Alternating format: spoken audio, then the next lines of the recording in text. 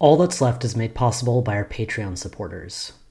To help us continue this work, please consider contributing at patreon.com/leftvoice, and make sure to visit our website at leftvoice.org.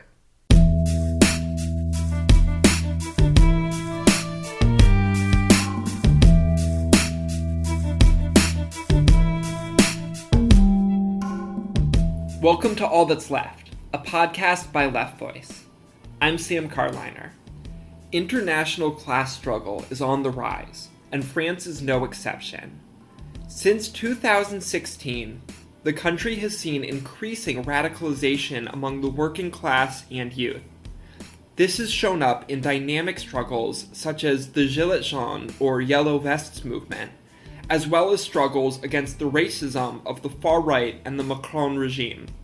Despite this dynamic advance of workers, oppressed communities, and the youth in France, the French left has largely been in retreat. However, Left Voice's comrades in France are building a force to revive the country's revolutionary left.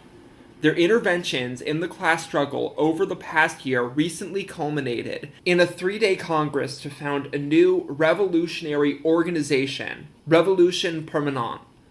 On this episode, I'm joined by Révolution Permanente member and Paris correspondent for Left Voice, Antoine Ramboz, to discuss the political dynamics shaping France, the lessons our comrades have learned in contrast to other groups that are moving to the right, or in retreat, and the basis of the new revolutionary organization our comrades are building.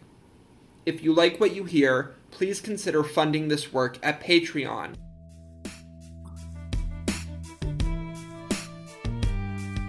I am joined by Antoine Ramboz, Left Voice's Paris correspondent and a member of our sister organization, newly revitalized and reformed organization. We'll be getting into that, Révolution Permanente. Antoine, thank you for being on the show. Sure thing. Thanks for having me. Yeah, absolutely. So as I alluded to, and as I discussed in the intro, our comrades in France are doing some really exciting stuff at a time when the left is in retreat. You are advancing with a new organization. We'll be getting into all of that, but I think for starters, I want to assume that our listeners may not know as much about French politics. So if you can just give an overview, what has the past year or so looked like for France, for the political situation, for capital there, for class struggle? Give us an intro about what we should know about the French political dynamics. Sure. So, of course, 2022 was an election year in France, and we were basically treated, or I should rather probably say mistreated, to another Le Pen-Macron round in the second round. The presidential elections go in 2 rounds. And after 5 years of Macron, I think that a lot of people, especially after having seen such big movements such as the Gilets jaunes, the pension strikes, etc., were really let down that no progress had been made on the electoral arena. However, there was a lot of hope for the sort of neo-reformist Mélenchon strategy. This sort of Mélenchon would be sort of the Bernie Sanders of France, and he got a lot of the youth pretty excited, and we see this with the sort of neo-reformist streak that we see happening in the Pink Tide and in Latin America, and other experiments that have worked more or less. So consolidating that bloc around Mélenchon, we also saw the coalition of NUPES. Mélenchon has a party called La France Insoumise, which was able to make alliances with what was once the dead Socialist Party, the Socialist Party being, of course, not a proper socialist party in any sense at this point, having shown its true colors by the end of 2016 with the Loi de Travail, which we could get into a whole thing about the history of French politics. But basically, the Socialist Party is probably akin to the Democrats here in the States, and this new coalition brought them on board, as well as the French Communist Party, which has also drifted further and further right throughout the decades. And a few other groups, and it just marked sort of a further rightward adaptation, and sort of liquidating even the most radical aspects of Mélenchon's program, which weren't ever actually that radical to begin with. So that was the sort of left counter to the center and the right with Macron and Le Pen, that everyone was hoping to win for the elections. But of course, we at Révolution Permanente have always been stressing, a sort of class independent perspective. And so we backed, other comrades who actually made it into the presidential elections through the other parties of the far left, notably the NPA, the New Anti-Capitalist Party, and Lutte Ouvrière, which is sort of the other Trotskyist group. But of course, we have our differences, and that's where this latest founding Congress that we just did, sort of speaks to, but I'm sure we'll get there. So that's the sort of terrain that we're going on. And of course, also we saw further rightward discourse, just easily, established by the mainstream discourse, even by Macron, who sort of presenting himself as, outside of class interests, as sort of a centrist who could get things done. And of course, he's been, more and more Islamophobic, which only led to the rise of someone like Éric Zemmour, who's sort of he was sort of touted as the Trump of the right, of the French right, during the election cycle. But we haven't heard much from him since, and let's hope that stays that way. But it meant that there was a recomposition of the political right in France, with some interesting dynamics there throughout the year. Yeah, I mean, there's a lot, some of which, as you noted, is very similar to the situation in the US and other parts of the world. Some of it is different. One thing, though, that is different is particularly the role that comrades in Révolution Permanente have been able to play. This is something that we're covering a lot on our website, reflecting a lot of what you guys are writing, that we'll be able to put stuff in the show notes as well. I think to lay out, as you pointed out, this project of building a revolutionary left group rooted in class independence and self-organization of workers, first played out with our comrades, I believe, participating for 12 years in the new anti-capitalist party, and getting essentially kicked out, which is a lot of the founding basis for some of how you all have been orienting over the year during important struggles. So before we get into sort of that process of how you've been intervening in different struggles, can you lay out a little bit of sort of this founding crisis that happened in which you broke from or were expelled from the NPA? What did the NPA look like? Why did it go wrong? And Sure. So right now we're seeing, a major explosion in the NPA that we have, sort of been calling for a few years now as part and parcel of their strategy, or what should rather be seen as a lack of strategy, and an intentional lack of strategy at that. So since its founding, we had a major contribution arguing that we need to, hold on to a class independent strategy, that we need something clear to offer, that we can't just have a sort of broad party dynamic, because let anyone in, and it means that we allow a just sort of passive membership, and B, it just leaves incredible vagueness for what we actually do on the ground. And ever since then, we've seen the NPA just sort of adapt itself more and more towards just an electoralist strategy, as it's sort of bolstered up by its two main personalities that they, cycle through regularly. That'd be Besancenot and the presidential candidate who presented himself this last round, Philippe Poutou. And so we've been basically arguing, and the NPA is big enough that it allows tendencies within it to exist semi-autonomously, just as a permanent feature. So when we were part of it, Révolution Permanente was courant communiste révolutionnaire, the revolutionary communist current. And we kept arguing that out of all of these big struggles, especially when the Gilets jaunes, movement happened, and then the huge strikes that we saw around the pension reforms right before COVID hit, that there was actually a major sort of radicalization happening in not only the French young youth consciousness and worker consciousness, but around the world, and that the strategic vagueness wasn't gonna be up to the task of giving programmatic answers or giving a home to any of these movements, and we've seen that with the largely absent void that the NPA exemplifies in its inability to interact with these movements.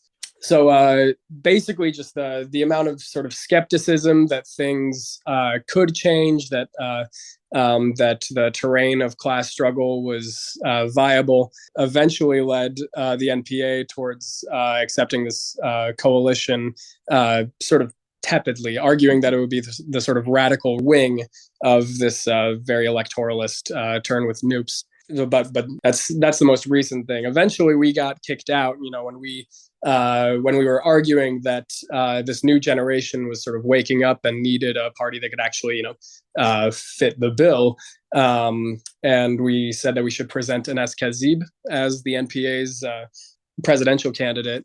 They disagreed. And sorry, just to clarify, was this was like early this year or late last year? So we got kicked out in 2021. Basically, I mean, ever since we got kicked out, it's kind of been the best thing for us because we were able to hold on to our journal, which we were already writing a lot for, sort of covering class struggle, trying to wed it with the emergent sort of struggles against oppression, whether it be the queer movement, the Me Too movement, the anti-racist movement, etc. And so we left with that journal intact, which was really something precious to hold on to, because I think it was the biggest journal read coming out of the NPA. The readership that we were having was way bigger than anything any of the other currents had in the NPA. And so we could use that as an organizing tool, and as a way to get these different struggles to be in conversation with each other out of it. So ever since then, it's kind of been it's actually been a boon for us, and it's allowed us to really develop. And we could argue what we were not with what we were breaking away from, but the new project is to argue for what we are, and that's what we've been sort of developing ever since. Yeah, and I want to talk about a few different ways that you've been developing that, the website or journal being very important, but then you also did participate in some pretty important phenomena on the ground, including the presidential election. And I know that was a big thing that our comrades did a lot of work around with the Anas campaign. If you can talk about that, as well as some other things. I know there was an important refinery struggle in October, or refinery strike. I know that you had summer camps. If you can talk about sort of all these things as how they helped you build an organization with devoted cadre, with clear politics, with connections in class struggle. Sure. We were able to present someone to the presidential campaign. The way it works in France is, you have to get about 500 signatures from mayors and other elected officials before you can actually run someone to be president. It's a, sort of basic anti-democratic mechanism that they can use because, of course, all the mayors and all the elected officials are under pressure from the parties who are already there.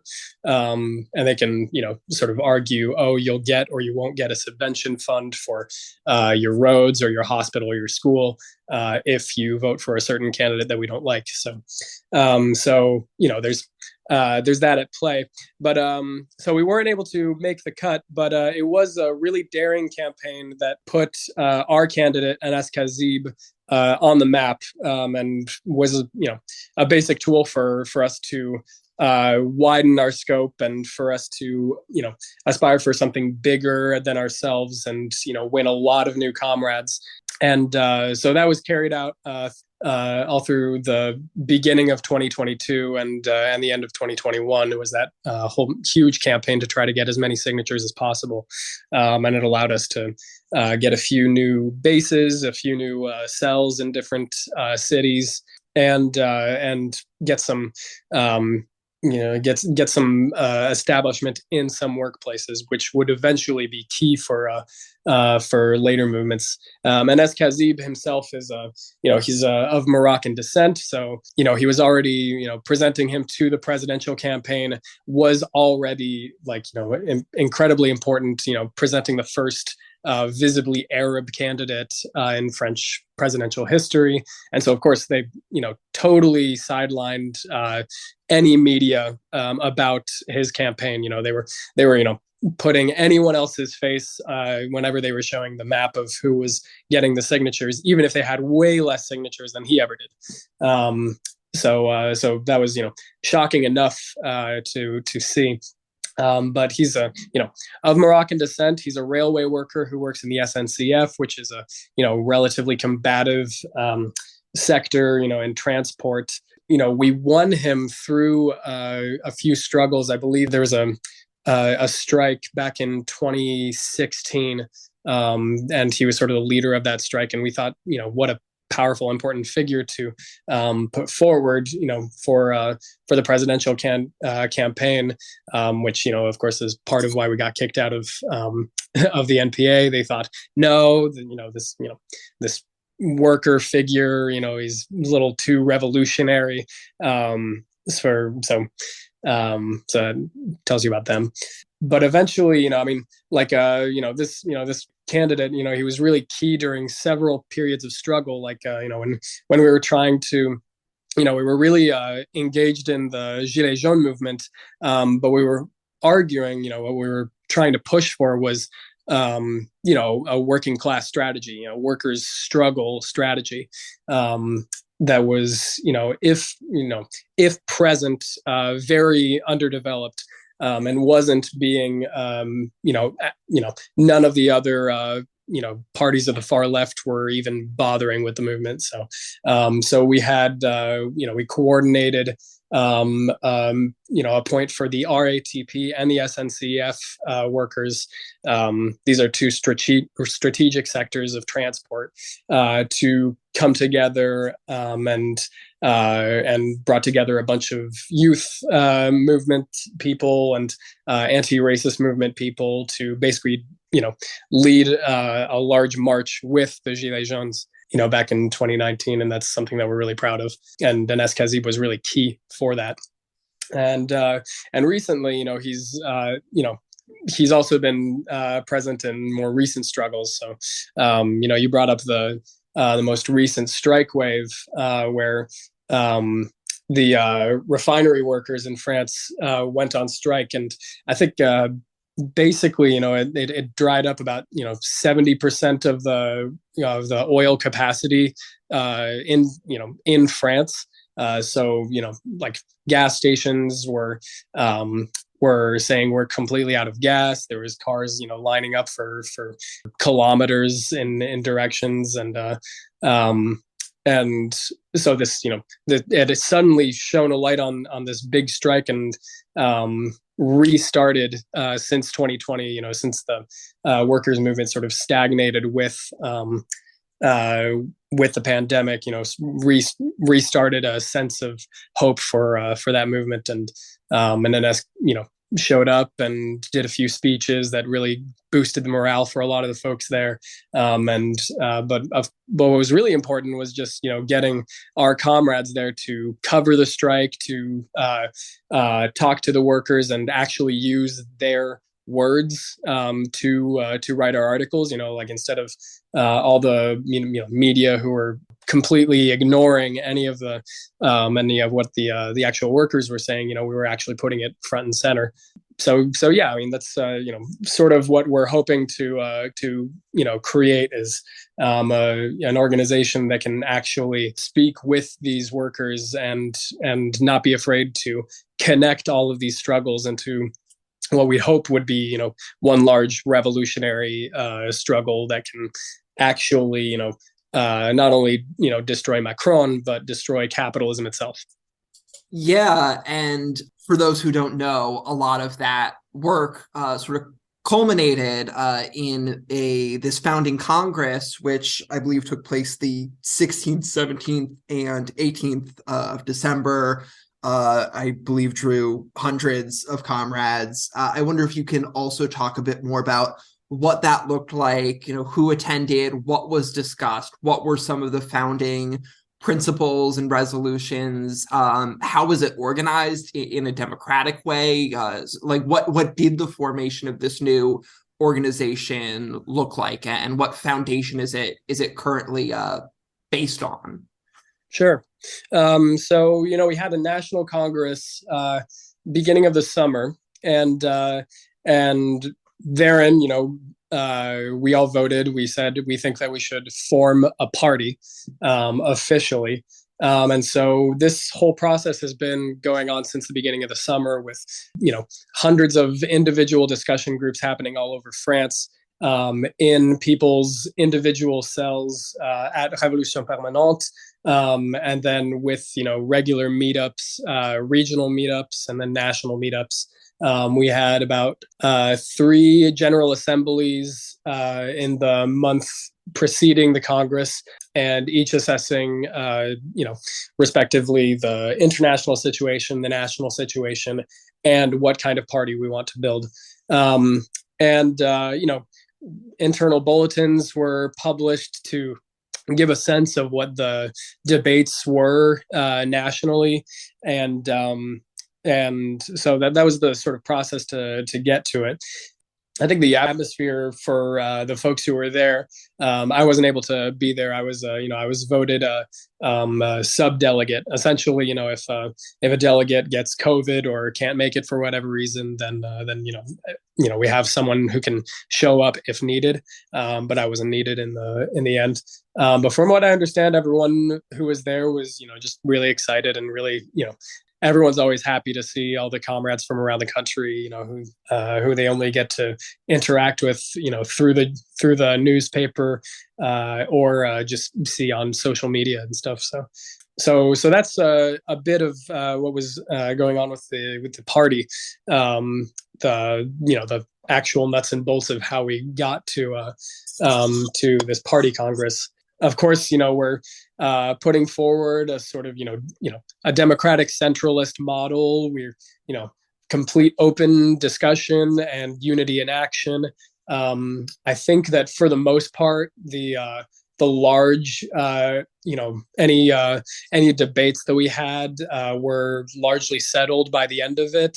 And I think the publishing of internal documents was actually really important for developing a sense of debate internally to us, because we're usually debating with the far left parties, the 2 dominant parties of the far left being Lutte Ouvrière and the NPA.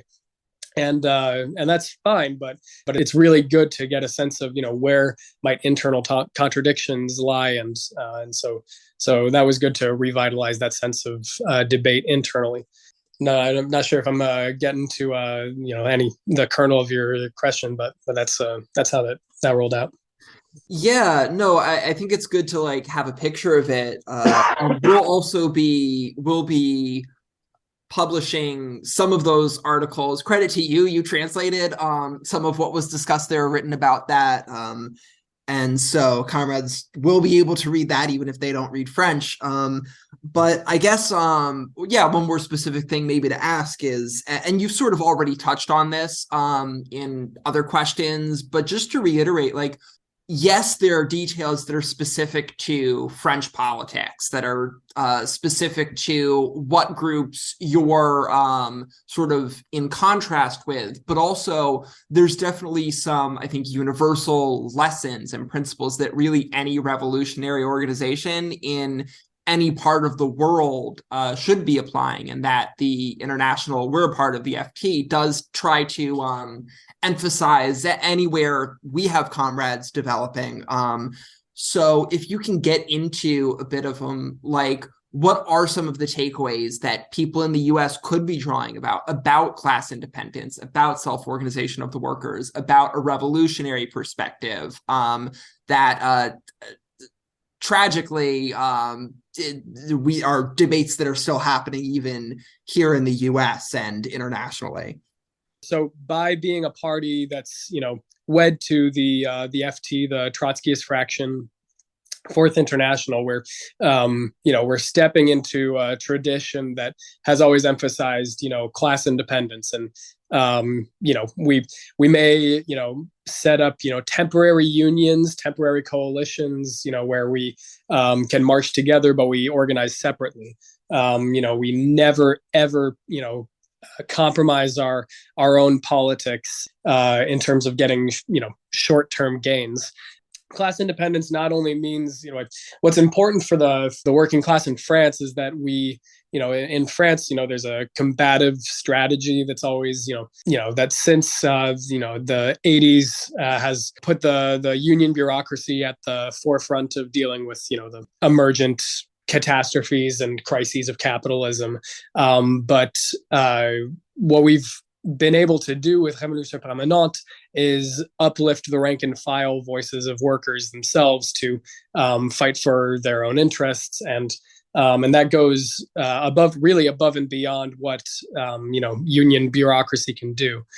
So even in the States, where we're starting to see workers' movement kick into gear, you can't actually sacrifice having independent political organizations that can actually coalesce the workers beyond what the union bureaucracy can do. In terms of what we can give as a perspective to the rest of the workers internationally, we bring forward the centrality of the working class is something that is implied in its multifacetedness. It's not, the working class is majority women. It's also, disproportionately Black and brown. It's disproportionately, queer and trans.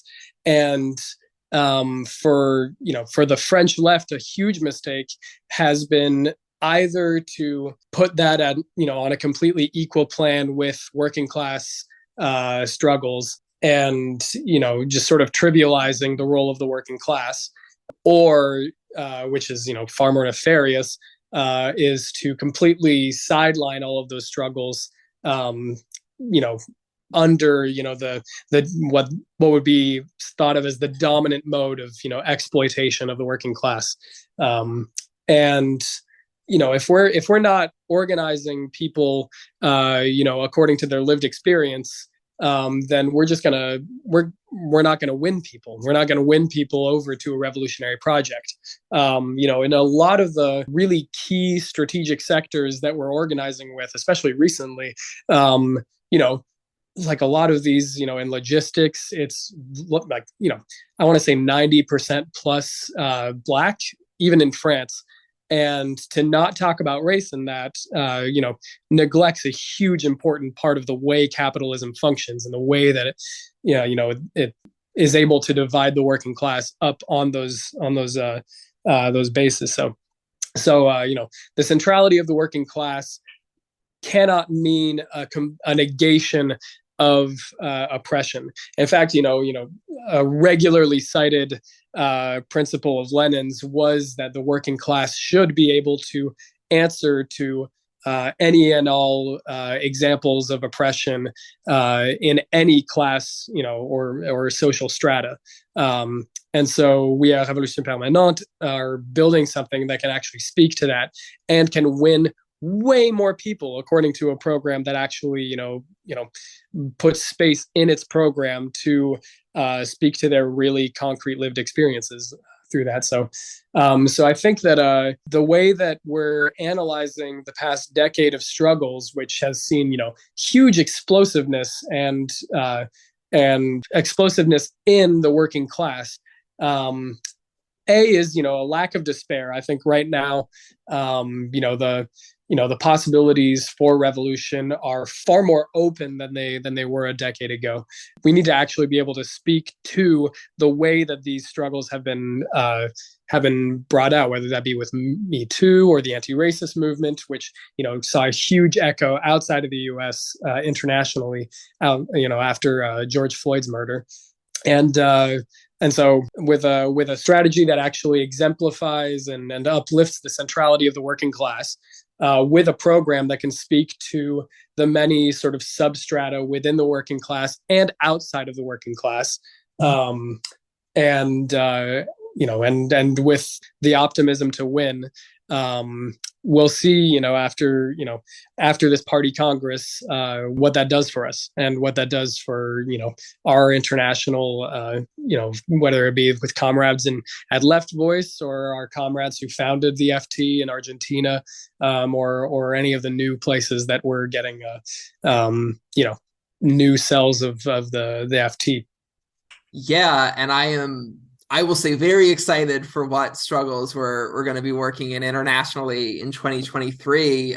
Sort of on that note, we probably shouldn't predict too much beyond what we can do, but just I know France is very much experiencing a lot of these crises that we're seeing now. The war in Europe has certainly impacted the situation. As you noted, there's definitely space for the far right to do better than it used to. Macron, in particular, is getting increasingly authoritarian, racist. Not that he ever wasn't to begin with, but also, as you noted, there are really important strike waves taking place. So, sort of based on what's simmering now, what's happening now in France, what do you see as maybe some of the prospects for class struggle in the coming year? Sure. So we have the neo-reformist camp that's going to largely be waiting for the next election cycle. But the immediate next thing is going to be the pension reforms, which Macron is going to start up again on trying to basically make the aging population in France stay at work. And in a lot of these industrial jobs, that basically means a death sentence for people.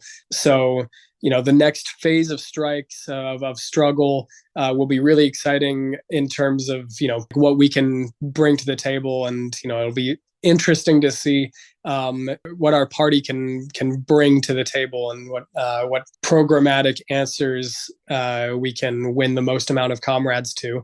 I'm not sure exactly what's in store for the far right, how they'll reposition themselves. I think, Marine Le Pen's sort of strategy of it's a sort of dédiabolisation, which is a de-deviling strategy, is basically, the far right is arguing at this point that it is working in the interest of the workers. But I think for the most part, most people are seeing through that strategy, but it's not completely ineffective. So the pension reform strikes are going to be really key to this next period. And if we are able to win, then it'll probably reopen a whole new period of class struggle, where not only do we see the effect that strikes can have in halting production that we saw with the strike wave and the oil refinery workers in October, but we could see hopefully some gains, some concrete wins that will lead to other sectors joining in. And for something that's as universally hated and affects so many as the pension reform strike, then I'd imagine that large swaths of the French working population will be called out for doing some marches. The trick is to basically keep them combative, because French bureaucracy has a real hold on the unions. So usually they call for a day or two of strikes here and there, sort of disorganized, and they make sure that none of the workers actually speak to one another, even if they're in the same sector. So our journal will be really key in highlighting the continuity between all of these different fights. So yeah, I mean, now that we have this new Congress and this new sense of unity with an even clearer project, then I'd imagine that our role will be really key in bringing these things together, and ensuring that we're not just there to do some photo ops. We're there to actually organize. Yeah, I hope that absolutely people will follow. If you read French, or if you don't mind the Google translation, which is usually what I use, you can read all of that on revolutionpermanente.fr. That's revolutionpermanente.fr. Or you can also, we will do our best to reflect the most important struggles, the most important contributions from our French comrades on leftvoice.org. And Antoine, thank you so much for coming on to give a summary of what's been happening, to give people an idea of what to expect, and passing on some of the really important lessons our French comrades have been learning to the English-speaking world. Sure thing. Thank you so much. Absolutely. Follow us on Facebook at facebook.com/leftvoice.org, on Instagram at left_voice, and on Twitter at left_voice. If you enjoyed this episode, please consider leaving us a review on Apple Podcasts, and share the show with your friends, your family, coworkers, classmates, comrades, and anyone else who you want to radicalize. And finally, Left Voice is an independent, revolutionary socialist publication, which means that we completely rely on the support of our members and our sympathizers. So that we can continue to bring you more episodes of All That's Left, please subscribe to our Patreon at patreon.com/leftvoice. We're really excited about this project, and we hope that you'll join us on this journey.